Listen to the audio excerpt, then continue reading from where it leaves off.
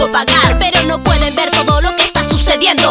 Producción y ganancia no están en nuestro entendimiento. Reacción de la tierra frente a tanta violencia. Si mi Mapu está manifestándose así, es hora de que entiendan la razón de resistir. Reacción de la tierra frente a tanta violencia.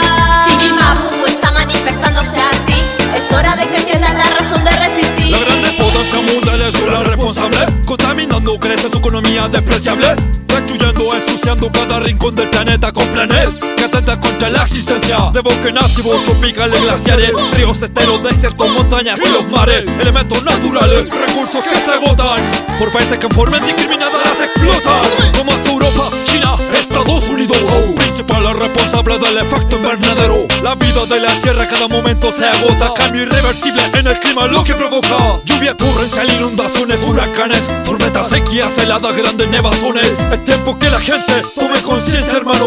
El planeta está sufriendo, el cambio está en nuestras manos. Reacción de la tierra frente a tanta violencia.